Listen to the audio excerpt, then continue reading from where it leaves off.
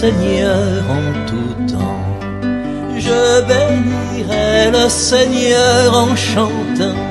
Son amour est si fort et son nom est si grand en tout temps. Je bénirai en chantant. Bonsoir mon père. Et nous sommes ici aujourd'hui avec mon père Basile Vianney, journaliste, écrivain, humanitaire et prêtre à l'heure actuelle à la paroisse de Monceau. C'est un plaisir de vous rencontrer. Nous avons appris de sources, plus ou moins de manière officielle maintenant, que vous quittez vos fonctions de père pour être dans l'humanitaire. Non, je ne quitte pas ma fonction de prêtre. Je suis prêtre à vie et c'est une fonction que j'aime beaucoup. Et je pense que je termine ma vie comme prêtre. Ça, je tiens à rassurer les uns les autres. Je suis prêtre éternellement. Il s'est trouvé tout simplement que au moment de la célébration de mon jubilé d'argent, j'ai ressenti un appel particulier et un appel qui fait écho à la promesse que j'ai faite au Seigneur en 82-83 lorsque au petit séminaire, on a eu un des nôtres qui avait perdu son père et donc j'ai promis être le père de tous les enfants qui perdraient et donc leurs parents, surtout leurs papas. Et donc au moment de la célébration de mon jubilé d'argent, j'ai senti forcément ce désir de me libérer un peu de mes fonctions de curé pour me consacrer à cette œuvre humanitaire, faire en sorte que tous les enfants qui perdent leur père n'aient pas leur vie qui soit modifiée par la perte de leur père. Parce que j'ai remarqué durant mon parcours pastoral de prêtre, j'ai vu beaucoup d'incongruités, de voir que les personnes les enfants qui allaient à l'école, qui étaient pour un bel avenir, tout d'un coup, parce que le papa est décédé, tout d'un coup, tout s'arrête. Et j'ai dit, ce n'est pas normal. Il faut qu'on mette fin à cette situation. Surtout que, de façon regrettable, l'État n'a pas de structure pour accueillir ce genre de situation, ce genre de cas.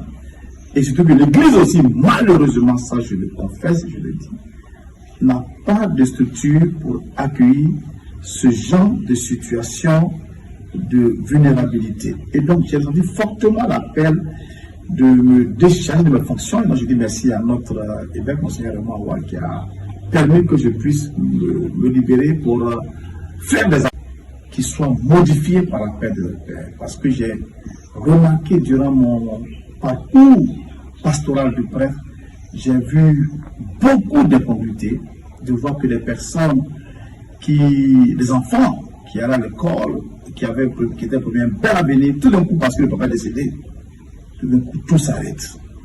Et j'ai dit, ce n'est pas normal. Il faut qu'on mette fin à cette situation. Surtout que, de façon regrettable, l'État n'a pas de structure pour accueillir ce genre de situation, ce genre de cas.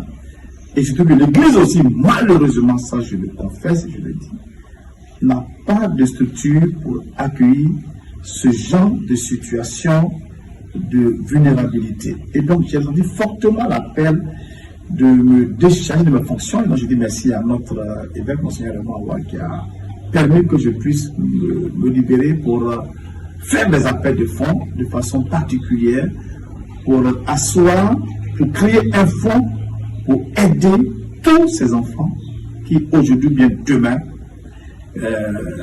pourraient perdre, qui ont perdu, mais qui pourraient perdre leur père. Parce que mon slogan est que plus jamais qu'un enfant n'ait son avenir qui soit modifié parce qu'il a perdu son père ou bien son soutien. Donc voilà ce à quoi je m'engage et ce à quoi je m'engagerai à partir de la fin du mois d'août où je cesserai mes fonctions de curé. Donc je suis prêtre catholique, mais je ne sais plus curé de paroisse. Voilà, par précision à apporter. Et là, c'est l'occasion pour moi de lancer un appel à tous ceux qui ont un cœur, franchement, ceux qui ont un cœur, de me rejoindre dans ce combat. C'est vrai qu'en Afrique, ça choque un peu parce que On n'est pas habitué à cela, mais j'ai dit, j'ai la grâce d'être en Europe. Il y a plusieurs ministères particuliers dans l'église. Il y a des pères qui s'occupent des loubards, il y a des pères qui s'occupent des prostituées. Et moi, là où je ressens vraiment la chose, parce que je trouve que c'est une conduite, et je dis plus jamais ça. Donc, tous ceux qui veulent diriger dans ce combat sont priés d'entrer en contact avec moi.